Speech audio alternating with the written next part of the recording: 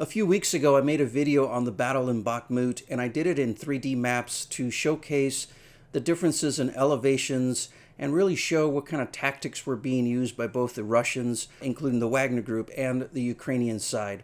So I started making a follow-up video last week and quickly realized that the battle situation in Bahkmut is very fluid and it's changing so quickly that the information I had was pretty much already obsolete. So with that said, I'm going to provide this video with not only an update on the battle in Bahkmut, but really let's go dive deep into the 3D animations and the different elevations that are around the city and how they're being used in a tactical situation. Let's get to it. So first, let's put some backstory into the Battle of Bahkmut and some context into what's going on currently. Let's go ahead and zoom in here, and we can see that Bahkmut is now, again, being surrounded by Russian forces. We can see that the Russians and the Wagner group have made progress to the road here on the north and beyond the road, as well as progress in the south here and along this kind of wider front, while they're still maintaining pressure on the city directly to the east, but they've also made some additional progresses here. This is important in the overall context of what's going on, and I'm going to tell you in a minute why.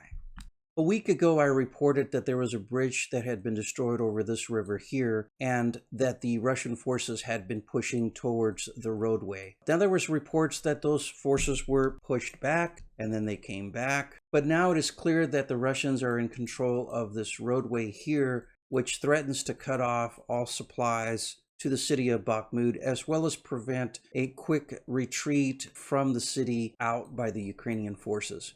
Now, there's other avenues of supply lines, but this was a major blow as it controls this whole southern region and really this roadway. This is one of the two main roads going into Bahkmut. We're going to take a look at that in a second. So now here, as we move back to the north, we have a somewhat similar situation going on. The Russians had pushed to this northern roadway here. They had been pushed back, and now they've come back in greater numbers. In fact, it does show that they have gone beyond the roadway and have taken these areas here, as this is a hillside area with the roadway actually being the crest of the hill. In addition, with this push by the Russian and Wagner forces here, there has been additional actions on this area here, just north of the city of Bahkmut. There are reports that the Russians have advanced this way. Of course, the Wagner Russian forces are still putting pressure on the east side here.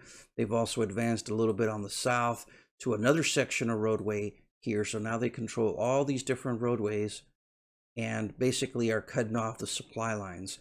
The Ukrainian forces still have some minor roads in control here to receive supplies, as well as fields that they can run supplies through here. There was another roadway that comes along this way, which is now being threatened by the Russian advance in the north. So all these situations are very fluid, but again, it is showing a steady progress by the Russian Wagner forces and a steady encirclement of the city. And now let me switch over to a 3D map. Here we can see the entire area of Bahkmut in 3D. The city of Bahkmut is in the center.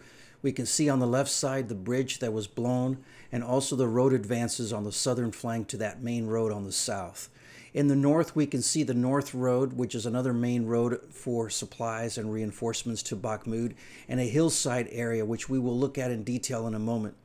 We also see the advance on the town or village of Vahidne, and also the Siniat Factory areas and residential districts, which are located east of Bahkmut, which have been steadily taken over by Russian forces. With this view, we can really clearly see where the height advantages are taking place in various hills, as well as the roadways that are getting cut off.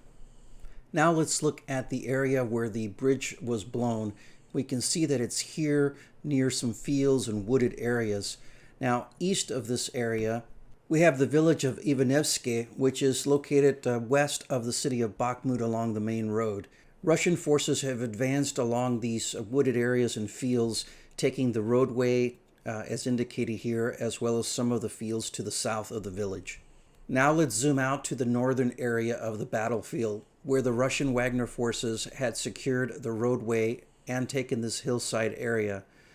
The Russian position here on this hillside threatened the town of Berkhivka, as well as this other secondary roadway that could provide supplies and an escape route for the defenders in Bahkmut. If you liked this video and found it useful, please consider hitting the subscribe button. It really helps the channel out. And as always, thank you for watching, and I'll catch you on the next one.